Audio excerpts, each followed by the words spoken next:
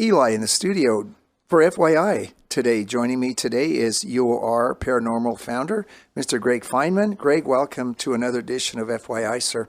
Hello, Eli. How you doing today? I'm doing really well. Well, we've had kind of a topsy-turvy month of June. We've had a lot of rain the first part of June, and we're going to talk a little bit about, well, I know you were a medic and you were also a police officer. Let's talk a little bit about metatarsal breaks, because you have something kind of disturbing and maybe alarming to share with our listeners in New Mexico and Colorado today.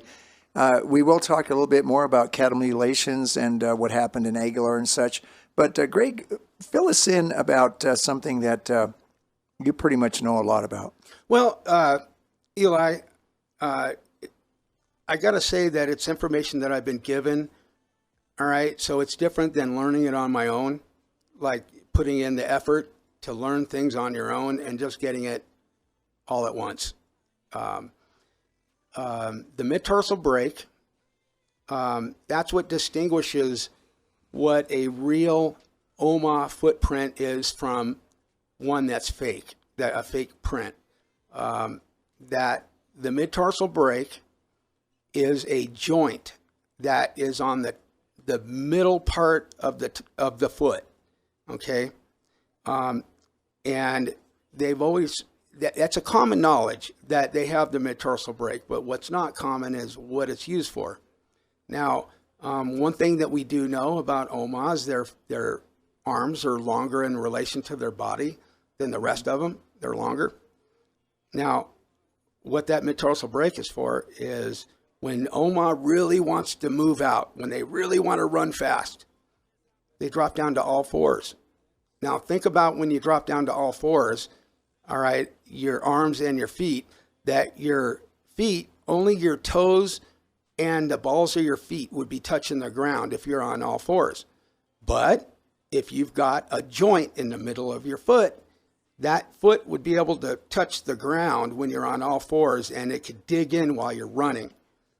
All right. So it's used for when they're running on all fours, which it's not common to see. I mean, there's not a whole lot of people that have ever seen Omah running on all fours. They've always seen them on, upright.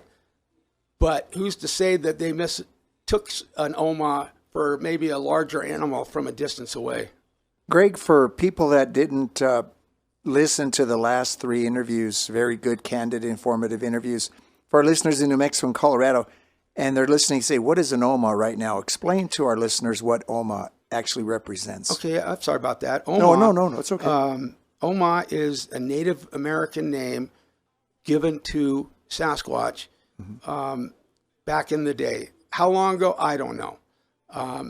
When we started playing Native American music for them, like Native American chanting music, the first thing they said the first time I played it for them was, "Those are our brothers." And Mama Sue could see them in her mind's eye when the Native Americans were having their ceremonies. In the distance, Omah would be dancing in the darkness, to their music. I needed to ask you this because Mama Sue has had kind of a rough go the last couple months, especially with, maybe not so much with Fitz, but with another alien tribe. Give us a brief overview, elaborative overview about Mama Sue and her condition and her pursuit in the investigation as well as yourself. Okay. First, she all of a sudden came down with a couple illnesses that are related to what was happening. It's a paranormal reason why she got sick in the first place. I can't really get in too much to it without going into detail of everything. And I really, it's kind of a sensitive subject, but bottom line is she started getting ill, and it was related to the investigation. And one day she called me and said that she was taken by that reptilian tribe. And she said that while she was there on that ship, that there was a reptilian creature that had her holding onto her right arm. The creature was about 6'2". She said it was broad at the shoulders. She said that it talked to her in clicks of the tongue and vocalizations she didn't recognize, but she knew it was angry with her just by the way it was acting. She said that Fitz had to board that ship to get her off of it. And when they did, that tribe had her hanging upside down by her left foot. And when they put her back, when Fitz put her back home, where in her bed, she has this huge bruise on her right arm from where that creature was holding her. She also described the creature as having 3 fingers and a thumb that was holding her in the right arm. And there was this huge bruise on her right arm, and her entire foot was purple. Her entire left foot that she was hanging by was purple, and she couldn't have done that by herself. I mean, it's just I don't even know how to even respond to that. When she told me, and then she sent me the photos, I mean, I believe everything Mama Sue tells me, because everything she has said has come true. Greg, there was a thunderstorm, I can't remember how recently, but she received a message during that thunderstorm. Can you touch on that? Yeah, May 24th. Okay, about a little over a month ago. Yeah, May 24th, she said it was really stormy outside, thundering where she lives, and she sensed Fitz. And Fitz did tell her the same day that I got the lightning strike they gave me, that they come with the storms. So she was sensing them in this heavy storm, and she asked them, if you're there, to please speak to me. Speak to me. And this is what they told her. She said that your world is passing with every passing moment. That the door to redemption is beginning to close. To continue telling the truth. And God will sustain you through this message, or through this mission. And that your rewards will be beyond your comprehension. And what they're telling us is tell the truth. The government is keeping silent on everything that you've talked about the last probably 3 or 4 months here in the studio that happens when it involves alien abductions and mutilations and sightings, etc. Why are they ignoring many true accounts or abductions, you feel, Greg? I can't tell you why. I don't know. There's a million reasons why they could be holding the truth from us, from the simple fact that the information that they have to tell us is horrible news. All right. Yeah. Really You think bad. it would create a panic? Okay, what I'm trying to do, when Fitz told us what was going to happen, in 3 to 4 years from when they told us, which was around September of 2020,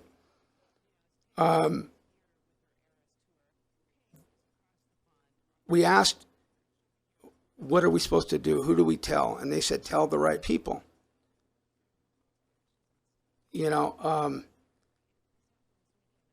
And they told us that life as we know it's going to be completely different. That we'll have to be wearing masks, like gas mask type masks to breathe, with a device in our home as well to breathe. That you can't drink water that's not treated. And I said, well, is this because we drive too many Humvees? Is that why all this happens? They said, nope. It comes in the form of an attack. And I'm not going to say who, but just look at the world news and, and you can guess.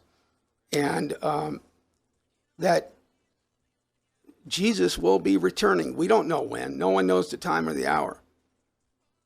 Not even the Father. Not even the Father. Only the Father. Not even the Son. Not even the Son. Right. Only the Father Father, does. Yes. not the Son.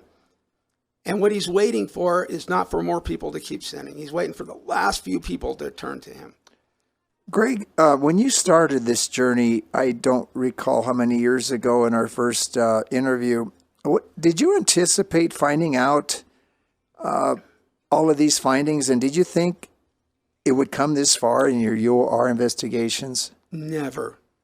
All right. I would have never thought that I would have made it, that all this would have happened from an idea that was sparked in my head, that I don't believe it was my idea. But the whole journey from starting the team that took 4 years to build the whole process, to how I was going to investigate, to getting on a ranch, to finding a person with the God-given abilities that was meant for this, to take that person to the site of a cattle mutilation and to have her get what she got, and then to then make contact with and to have a link established where not only she was communicating with Fitz, but I am communicating with Fitz as well. I'd have never thought any of that was going to happen. And Mama Sue, I was asking one night her questions to give Fitz, and then she would receive the answer and then give it to me. And then one day she said, Greg, they're going to start going to you for the answers. I said, what do you mean by that? They said, well, they're going to be giving you the answers directly and not going through me. Mm-hmm. And I said, well, how are they going to do that? She goes, I don't know, Greg. I don't know. That's just what they're telling me.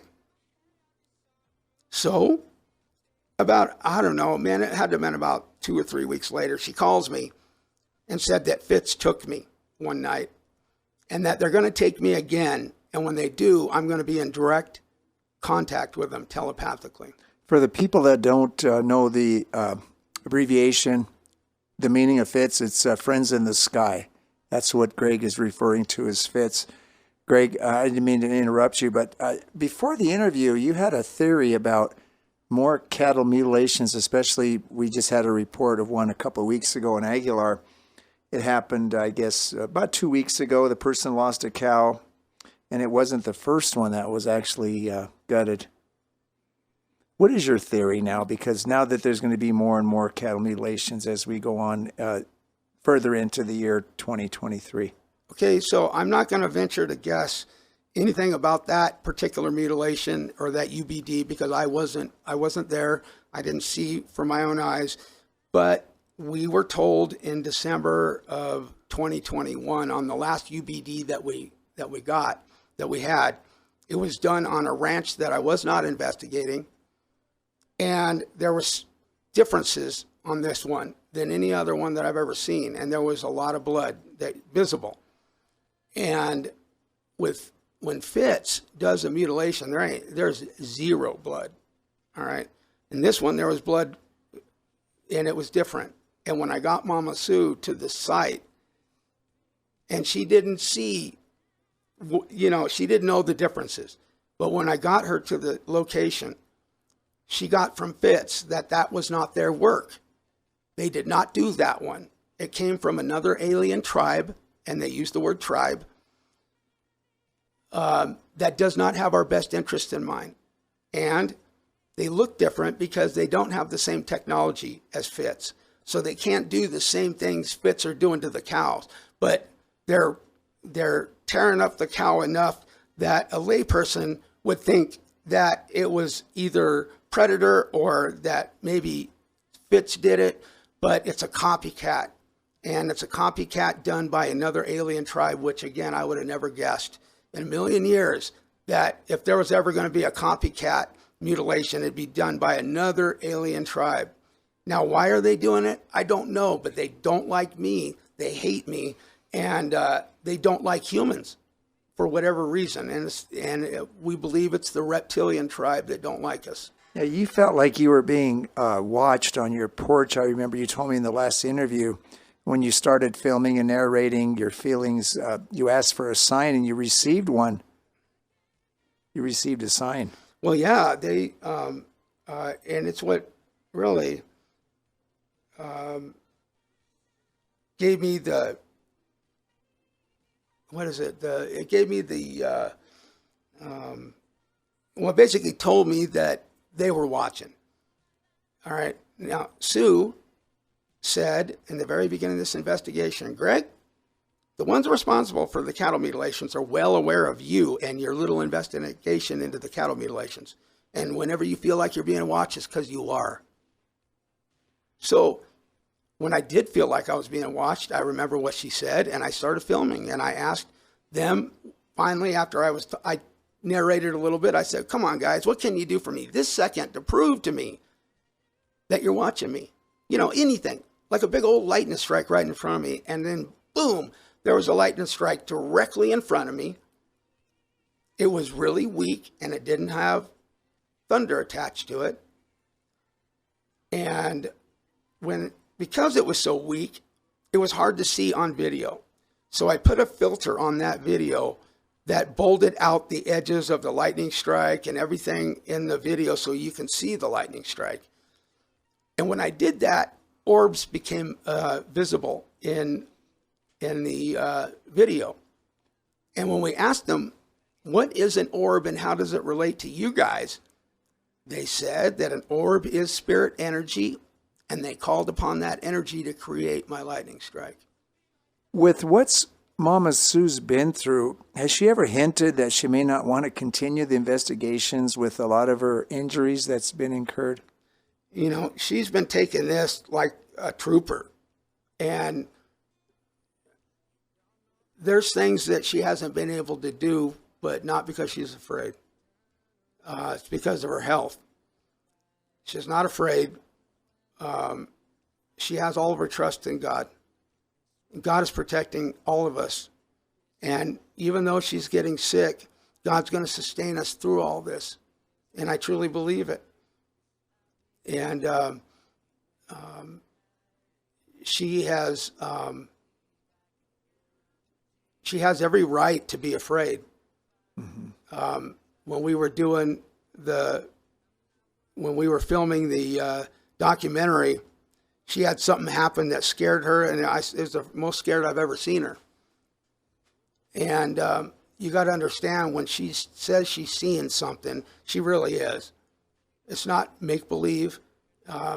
We were able to capture everything and prove that she was seeing something because we got something on video when she was during that. She's not making this up. How long have you been working on the documentary now, Greg? Well, this whole thing started in 2020. Mm-hmm. And I filmed every night we went out to do an investigation. I had a professional camera, an infrared camera, body cameras going at all times, and to document everything that we got. And I would have never thought in a million years we were going to get what we got. And that I would be talking telepathically to Fitz, which I wanted to talk about, just that how telepathic communication is possible, that I'm really doing it. I'm not making this up. I got to say that we were supposed to be communing with God face to face when he created Adam and Eve. And when Eve sinned and Adam and Eve sinned, that separated God from them. And God kicked them out of the Garden of Eden so they could not eat from the tree of life anymore. But he had to have a way to commune with man, so he wired us all for telepathic communication so he could give us messages. Now, when someone says, I got a message from God, that's how it's happening. It's not magic. It's done telepathically, and it was never meant to be a main form of communication. But Fitz did something to me that enhanced it. And Mama Sue told me one day that they were going to be giving me the answers directly, and I didn't know how. But she called me one day and said that I was going to be one day in direct contact with him. And then like a couple of weeks later, she called and said, Greg, you're in direct contact with him. So what was I supposed to do? Wait for a breaker 19, or how do I know? How do I start? There's no rule book. There's no manual on how to do it. But what it is, and how I learned how to do it, is you're not sending word for word communication. You're sending perceptions. Now imagine, Eli, that I'm standing directly in front of you and I'm holding an orange in my right hand. And I say, Eli, I'm going to show you what I got in my right hand. I want you to tell me what it is. So I lift up my right hand and you look at it and you say, well, Greg, that's an orange. Now remember, you don't think about everything that comes out of your mouth when you say it. It just comes out. Well, when you saw that orange and you perceived that it was an orange, that perception is what you're sending. And you're sending it in a universal language. You're sending it in the perception of an orange in Fitz doesn't use our language. They don't even have voice boxes. All right. So how am I getting to communicate with them? I'm sending them perceptions. Now, when they send me information, I get it like a holy cow idea, or like all of a sudden this immense amount of knowing, like this. It's a knowing that you just know it, and you don't know how you know it, but you just do. Greg, we have about 2.5 minutes left for this edition of FYI. This is your 4th interview. We started before Christmas. So grateful that you come in and share this candid, informative information for us. For our listeners, in a nutshell, for a minute or two, what would you like to share with our listeners right now? Well, anytime I do this, that the whole message needs to be told. Not just what I've experienced, but the message. And the message, develop a relationship with the Holy Father.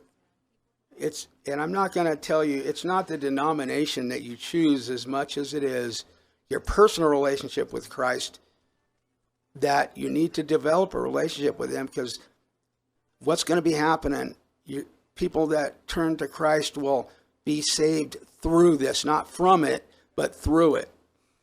And that I'm not telling anybody to do anything crazy. I'm not saying buy anything from me.